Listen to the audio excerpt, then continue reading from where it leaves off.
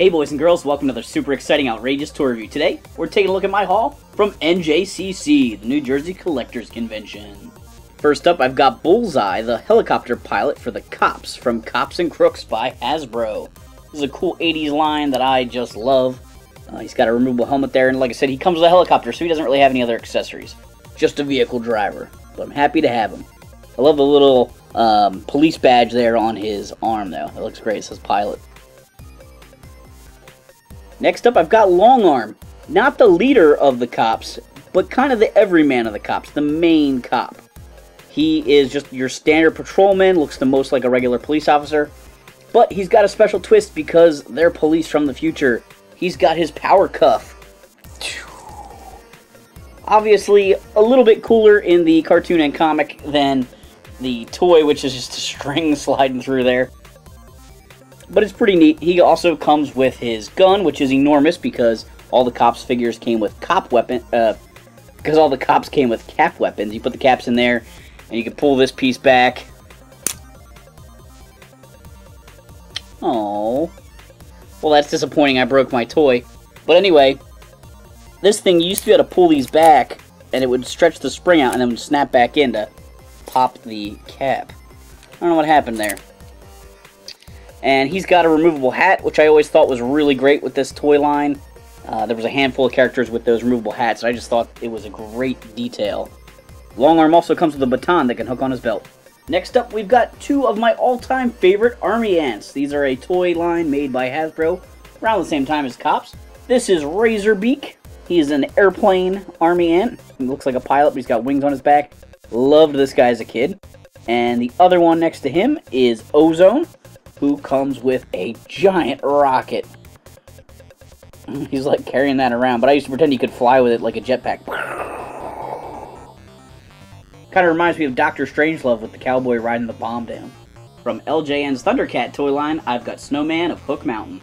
I had the Snowman as a kid, and I thought he was pretty cool. He comes with his shield, his removable helmet, and he's got a spear accessory.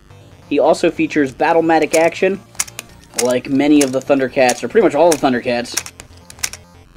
Next, we're going to shift into Turbo, Power Rangers Turbo. I picked up Head Flippin' Tommy the Red Ranger and Adam the Green Ranger from Power Rangers Turbo. These guys are a redesign of those head flipping automorphin Rangers from the old days. These guys, you squeeze their legs to make it do it, and it's a little bit more complicated, and I don't really think it works as well, but their chests don't open up so ridiculously. Shift into Turbo. Adam.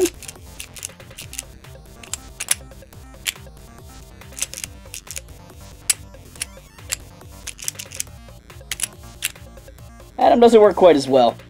These guys came complete with their blasters and swords. And I picked up Elgar for them to fight. Ooh, Divatox would like it if I defeated the Power Rangers. Ooh. Hold it right there, son. It was so much easier to do nefarious things when Lieutenant Stone protected Angel Grove. Are you threatening me with that sword? Oh! I picked up a carded Scoop. If you ever see my stop-motion animated show, Action Figure Adventures, you know that Scoop was a main character in that series. Discipline! That's what we need! Without discipline, what do we have? Nothing! That's right, and that's why we've come to you. Months of boredom and countless defeats have demoralized the troop. We need someone who can make them stand tall again, who can drive them to succeed, who can whip their sorrowness into shape! Exactly! Well then, soldiers, I'm your man. The drill begins at 1100 hours. You pennyweights better not be so much as 1 second late. Dismissed! Wait a second. Does he expect us to go through training? Does he think we need training? No. No, of course not.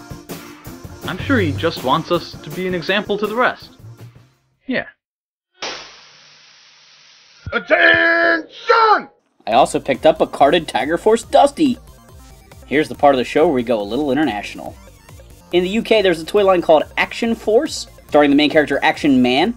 And partway through that series, they began using G.I. Joe figures, the molds from Hasbro, to release new figures and vehicles. Some stuff recolored, some stuff for the same.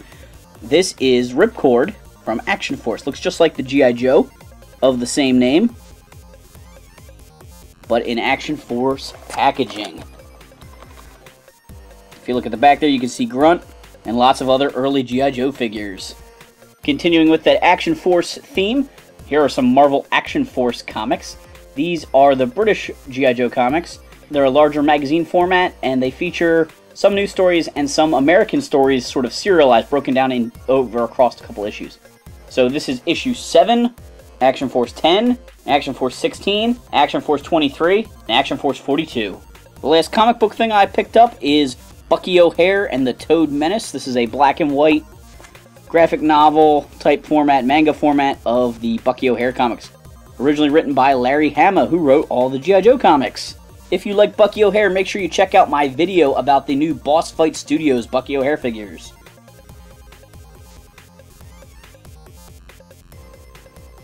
Back to Action Force. These are some of those British Action Force figures made by Palitoy before they started using the G.I. Joe molds. These guys are articulated like a Kenner Star Wars figure. This is Z-Force Captain.